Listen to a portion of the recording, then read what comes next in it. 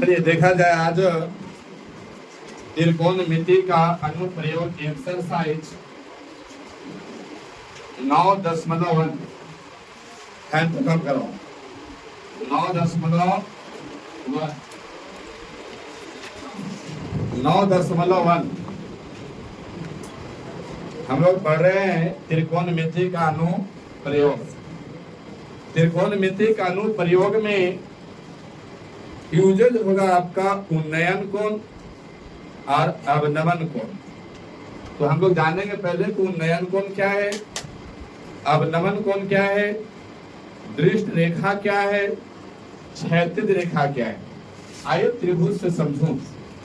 मानते हैं ये एक त्रिभुज है, ये एक त्रिभुज है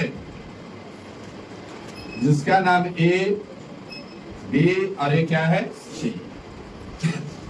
जब कोई व्यक्ति अपने आंख से एक मीनार हो, चाहे एक पॉल हो, चाहे एक आपका स्तंभ हो, चाहे पहाड़ हो, या फिर जागो ग्राहक जागो, जब नींद आए तो उसको छोड़ दीजिए, टेबल वगैरह को छोड़ के आराम से बैठो, या फिर एक पेड़ हो। जब कोई व्यक्ति, मानते हैं यहाँ पे कोई व्यक्ति है, यहाँ कोई व्यक्ति है, ये व्यक्ति है, और ये अपने आंख से ये भी एक स्तंभ है। क्या है? ये भी एक स्तंभ है, और ये स्तंभ का ये आपका शीर्ष बिंदु कहलाता है। पेड़ के सबसे ऊंची, उसको क्या बोलते हैं, फुतुंगी तक जो सबसे ऊंचा होता है उसको हम लोग बोलते हैं शीर्ष बिंदु। क्या बोलते हैं? उस शीर्ष बिंदु तक ये व्यक्ति दिखता है।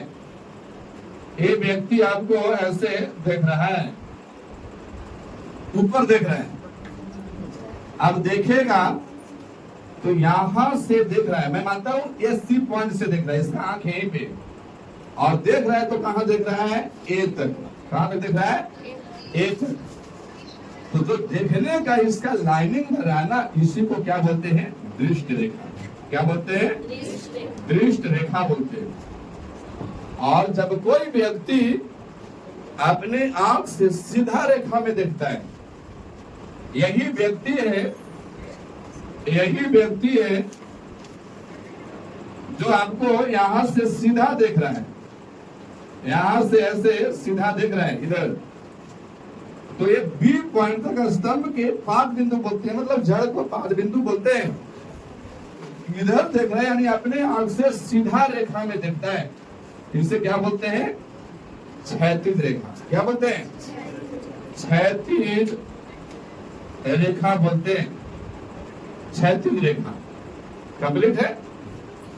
अब आपको पता होना चाहिए कि कोई व्यक्ति अगर अपने आंख से कोई ऊंचे बिंदु को देखता है, या कोई ऊंचे पेड़ के एकदम लास्ट पॉइंट को देख रहा है, या किसी पॉल को शीर्ष बिंदु को देख रहा है, तो देखने का जो सेगमेंट होगा, जो साइड होगा, वो रेखा क्या कहलाता है? दृष्ट रेखा। और अगर अपने आंख से सीधे लाइन में ऐसे देखता है, जैसे कोई व्यक्ति अगर बात कर रहा है अपने बराबर लंबाई के व्यक्ति से, तो कौन सा रेखा से बात करता है? वो क्षैतिज रेखा। जैसे खड़ा हो, आओ बोर्ड पे आओ। अगर इसको मैं ऐसे करके सामने सामने देख रहा हूं, तो कौन सा रेखा से देख रहा है? इसको क्षैतिज रेखा से। और यही कोई अगर छोटा बुतरू इसको देखे ऐसे करके, तो कौन सा रेखा से? दृष्ट रेखा। जाओ, कौन रेखा से? दृष्ट रेखा से देखेगा। अब दो रेखा को हम लोग समझ गए, एक तो आपको दृष्ट रेखा और दूसरा कौन सा रेखा? क्षैतिज रेखा। अब दो पॉइंट को और समझ लेंगे, एक होता है अवनमन कोण और एक होता है उन्नयन कोण। जब यही व्यक्ति शीर्ष बिंदु को देखता है, तो यहां पे भी एक क्षैतिज रेखा बनेगा। तो दृष्ट रेखा और शीर्ष बिंदु से क्षैतिज रेखा के जो बीच का कोण बनता है, वो कहलाता है अवनमन कोण। क्या कहलाता है? अवनमन कोण। और जैसे कोई अगर मान लिया जाए कि होली वगैरह होता है तो झुमटा निकलता, झुमटा समझते हो, ऊपर से लोग देखते रहते हैं, या फिर हम लोग ऐसे समझते हैं कोई व्यक्ति गया, हम लोग ऊपर बैठे हुए रहते हैं, थोड़ा बहुत कलर है ना तो ऊपर से कोई मजाक कर देता है, पानी गिरा देता है। पहले थोड़ा सा गिराएगा, वो व्यक्ति देखेगा कौन है, और जब देखा तो पूरा 1 बाल्टी गिरा दो। तो जो वहां से जो एंगल बना ऊपर में, वही एंगल क्या कहलाता है? अवनमन को। तो जो नीचे वाला व्यक्ति है, इसके लिए ऊपर जो कोण बना है वो कौन सा कोण बना? अवनमन को। अब व्यक्ति यहाँ भी तो है, यहाँ भी तो छत पर व्यक्ति खड़ा है। अब ये व्यक्ति इस व्यक्ति को नीचे देखेगा, नीचे देखागा तो ये दृष्ट रेखा और ये क्षैतिज रेखा कि जो दोनों के बीच में कोण बनेगा वो कहलाता है उन्नयन कोण। क्या कहलाता है? उन्नयन कोण कहलाता है। तो हम अपने से ऊपर जो देखेंगे और जो वहां पे वस्तु का कोण बनेगा वो कौन सा कोण बनेगा? अवनमन कोण। यानी अपने आंख से ऊपर यदि देख रहे हैं और वहां यदि किसी कोण का निर्माण हुआ है तो कोण कौन सा होगा? अवनमन कोण। और कोई व्यक्ति ऊपर से नीचे की ओर देख रहा है तो दृष्ट रेखा और क्षैतिज रेखा से दोनों के बीच में जो कोण बनेगा वो कौन सा कोण कहलाएगा? उन्नयन कोण। तो हम लोग 4 चीजों को देखें। एक तो आपका दृष्ट रेखा, दूसरा क्षैतिज रेखा, और ये वाला जो रेखा कहलाता है ना, ये ऊर्ध्वाधर कहलाता है। क्या कहलाता है? कोई व्यक्ति अगर खंभा गाड़े या पेड़ लगाए या किसी भी तरह से कोई प्रसाद का किसी को खड़ा कर रहा है या पौध को गाड़ रहे हैं, वो सारे चीज कैसे गाड़ी जाती है? ऊर्ध्वाधर। कैसे? अगर हम खड़े हैं तो कैसे खड़े हैं? ऊर्ध्वाधर। और लेटे हुए मतलब सोए हुए हैं तो कैसे? क्षैतिज। कंप्लीट है। और अगर ना तो बिल्कुल सोझे है और ना ही तो पूरा वह लेटा हुआ है, मतलब नहीं तो वह पूरा सोया हुआ है और नहीं तो बिल्कुल खड़ा हुआ है, तो तिरछे ऐसे करके खड़ा है, कौन रेखा कहलाएगा? सोया हुआ है तो क्षैतिज, सीधा खड़ा है तो, और टेढ़ा खड़ा है तो कंप्लीट है। यही मैथ है आपका। लेटा हुआ रेखा क्षैतिज रेखा, बिल्कुल स्ट्रेट खड़ा हुआ रेखा ऊर्ध्वाधर रेखा, और अगर नहीं तो लेटा हुआ है नहीं खड़ा हुआ है तिरछे खड़ा है ससुरता रेखा। नीचे से कोई व्यक्ति ऊपर देखता है कोण का निर्माण हुआ तो वहां कौन सा कोण? और ऊपर से व्यक्ति नीचे देखता है और नीचे कोण का निर्माण हुआ तो कौन सा? उन्नयन कोण। इस आकृति को आप लोग छापिए। प्रश्न 9.1 का पहला नंबर क्वेश्चन। पहला नंबर क्वेश्चन है, सर्कस का एक कलाकार एक 20 मीटर लंबी डोरी पर चढ़ रहा है। डोरी का लंबाई कितना है?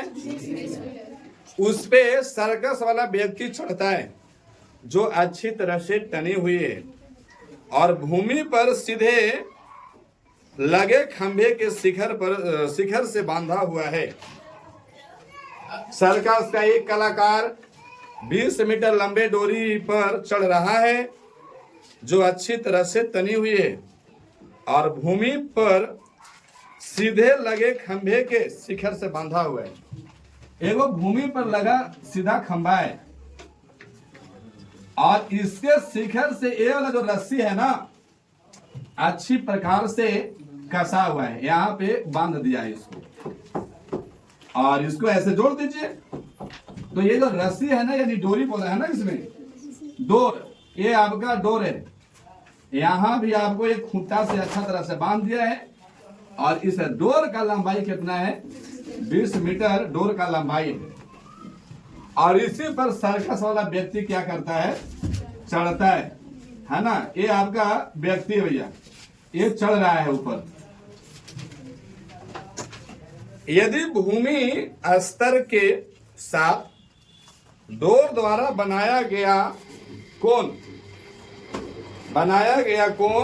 इसको काम करो, बनाया गया कोण 30 डिग्री है।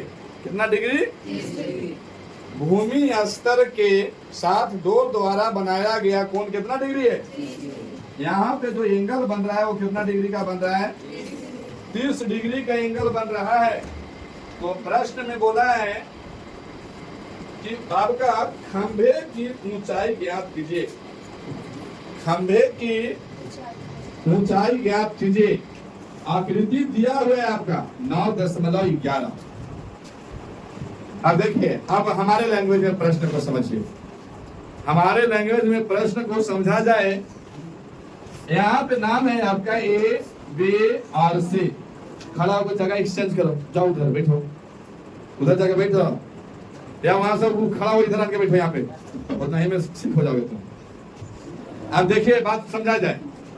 सर्कस का कोई एक आदमी है, सर्कस का कोई एक आदमी है जो 20 मीटर लंबे डोर पर चढ़ना चाहता है, और इसको ये डोर को ना किसी खंभा के साथ ऊपर में अच्छा से कस दिया है, और नीचे आपको आन करके किसी में कस दिया। और ये जो डोर का जो ये बिंदु है, एक खंभे से आपका जोड़ दिया गया, और एक खंभे सॉरी ये डोर का लंबाई कितना दे दिया है? 20 मीटर। तो बोला कि जो खंभा है ना, इस खंभा की ऊंचाई आप बता दीजिए। ऊंचाई बताना है। क्वेश्चन नंबर 1 यही है। अच्छा, यहाँ पे अगर मेन एंगल है ये, तो इसके सामने वाला भुजा क्या कहलाएगा? लंब। और ये वाला क्या कहलाएगा? आधार। और ये वाला क्या कहलाएगा? कर्ण। कर्ण हमेशा चेंज, आपको कभी भी चेंज। अच्छा, क्यों चेंज नहीं होता है? महाभारत इसका गवाह है। महाभारत में 2 पक्ष से लड़ाई हुआ था, कर्ण कभी भी अपने पद से हिला नहीं है। बाकी आपको फलाना चिलाना लंग फन देवानंद 12 17 लहसुन प्याज सब बदल गया, लेकिन कर्ण कभी बदला नहीं है। इसलिए यहाँ भी कर्ण कभी बदलता नहीं है। आधार और लंब बदल जाएगा, लेकिन कर्ण बदलेगा नहीं। अब यहाँ समझिए, त्रिकोणमिति के अनुप्रयोग में हम लोग पढ़ेंगे तो एक बात को हमेशा याद रखिए, कांस्टेंट आपको दुए को रहेगा। दूगो में एक भुजा दे देगा, दूसरे का निकालने के लिए बोलेगा। इसमें आपको कर्ण दे दिया है और लंब पूछ रहा है। तो त्रिकोणमितीय अनुपात में 6 अनुपात होता है, sine, cos, tan, cot, cosec और cot. Sec, sine, cos, tan, cosec, sec, cot, यही 6 ना। अब ये 6 होता है, 6 में से कोई भी आप एक का प्रयोग कीजिए जिसमें आप सोच रहे हैं कि हमको लंब निकालना है, अर्थात खंभा के ऊंचाई निकालना है। तो एक तो ये वाला जरूरी है, लंब। क्या जरूरी है? लंब जरूरी है। और एक आपको उसको प्रयोग कीजिए जो आपका दिया हुआ है। तो क्या दिया हुआ है? कर्ण। तो यहाँ पे बटा में लिख दीजिए कर्ण। तो ये लंब बटा कर्ण किसी का फॉर्मूला होता है? किसका? साइन का। अच्छा, कोई कहेगा कि सर ये तो आप ऊपरे लंब लिख दिए का है। अरे भैया कोई बात ना है, आप ऊपरा ही कर्ण लिखिए ना, दिक्कत क्या है? नीचे लंब लिख दीजिए, कोई दिक्कत नहीं है। तब ये फॉर्मूला कोसेक का हो जाएगा। किसका हो जाएगा? कोसेक का। तो चलो पहले बार में हम ही लिखे हैं, आप लोग इससे ज्ञात कर लीजिएगा, ट्राई कर लीजिएगा। अब लंब बटा कर्ण, तो ये आपका कितना होता है? साइन, साइन का ना। और साइन में यूजेज कितना डिग्री हो रहा है? तो साइन में यूजेज 30 डिग्री। साइन 30। अब पता लगा कि हम साइन ही क्यों लिखे हैं। आप लोग बोलते हैं कि सर टैन क्यों नहीं लिखे, तो उसका कारण है कि टैन बराबर होता है लंब बटे का आधार। हमको यहाँ आधार से कोई मतलब है, हमको तो निकालना है खंभा की ऊंचाई मतलब कि लंब। इसीलिए हम यूज किए लंब और किसका? कर्ण। तो साइन 30 डिग्री, साइन बराबर होता है लंब बटे का आधार। लंब को क्या मैं लिख दूं? A B. और आपको ए बी और कर्ण को क्या लिख दे? एस। अब ये कंप्लीट हो गया। सबको पता है ना कि हम साइन क्यों यूज किए हैं? क्योंकि साइन में यूज करने का मेरा एक ही मकसद था कि हमको लंब निकालना है और कर्ण दिया हुआ है। अगर हमको आधार निकालना रहता तो हम आधार बटे कर्ण लिखते, तब फिर किसका फॉर्मूला यूज होता है? कॉस का। कॉस बराबर क्या होता है? आधार बटे का कर्ण। अब यहाँ आपको पता होना चाहिए साइन 30 का वैल्यू। रुक जाना, खड़ा हो तुम। हाँ, साइन 30 का मान कितना होता है? साइन 30 का गए लोग पानी की पूरा रामायण खत्म हो गया। अब हनुमान जी अभी तक लंका से लौटे। बैठो, बाकी आपका भविष्य काम करेगा। यहाँ पे क्या होगा? 1/2 बराबर ए बी कितना है नहीं पता, तो ए बी को तो ए बी ही छोड़ दीजिए क्योंकि मुझे ज्ञात करना है। और बता में ए सी कितना है? 20। क्रॉस मल्टीपल होगा क्या? ए बी में 2 से 2 ए बी बराबर में 20। इसीलिए ए बी बराबर 20 बटे का बराबर कितना? यानी ए बी निकला तो हम कह सकते हैं कि खंभे की लंबाई, ये आपका खंभे की ऊंचाई बराबर कितना हो जाएगा? और डाटा दिया हुआ है मीटर में, तो आंसर भी किस में आएगा? मीटर में। और यही आपका क्या रहेगा? आंसर। आप समझिए, अगर कोई आपको लंब बटा कर्ण ना लिख करके कर्ण बटा लंब लिखता तो क्या होता? 100 से 30 डिग्री बराबर कर्ण बटे का लंब। आपका ये भी हो जाता है यहाँ पे, यही ना होता है। अच्छा, कॉसेक 30 का मान कितना होता है? 2 होता है। यहाँ 2 बराबर ए सी कितना है? 20 बटे का ए बी। अब यहाँ से ए बी गुना कर दो तो क्या हो जाएगा? कुछ नहीं है तो 1 है, तो 2ab और बराबर में 20, तो इसीलिए ए बी बराबर 20 बटे का 2 बराबर कितना? कान एने से छू लो चाहे एने से छू लो, दोनों बात बराबर करेगा। समझ पा रहे बात को? तो यहाँ से ए बी बराबर कितना हो जाएगा? 10 मीटर। ये आपका आंसर। कोई भी एक ही को उतारिए। चलो, ये आपको समझाने का प्रयत्न कर रहा था, इसीलिए इसको मत उतारिए, आप किसी को उतारिए। और अब मन करे तो जो मन करना है वो उतार लो, कोई दिक्कत। देखिए, चलिए बनाइए क्वेश्चन नंबर 2, 9.1। क्वेश्चन नंबर 2 प्रश्न है, आंधी आने से एक पेड़ टूट जाता है। आंधी मतलब तूफान। तूफान आने से एक पेड़ टूट जाता है और टूटा हुआ भाग इस तरह मुड़ जाता है कि पेड़ का शिखर जमीन को छूने लगता है। एक पेड़ है, पेड़ कुछ इस कंडीशन का है। मैं मानता हूं ये आपका पेड़ का ऊपरी वाला भाग है, कंप्लीट है। ये आपका यहाँ से लेकर ऐसे आपका जमीन होता है ना। अब यहाँ से मैं मानता हूँ कि जमीन यहाँ से पेड़ यहाँ से टूट गया और टूटा हुआ इमेजिनेशन करना, इमेजिन करो पेड़ आधा पर से या कहीं से टूट गया। जब टूटा ना तो ऊपर वाला भाग क्या होता है? नीचे आ जाता है। तो ये वाला भाग टूटा तो ये वाला भाग आकर के आपको ऐसे मिल जाएगा ना, मिलेगा?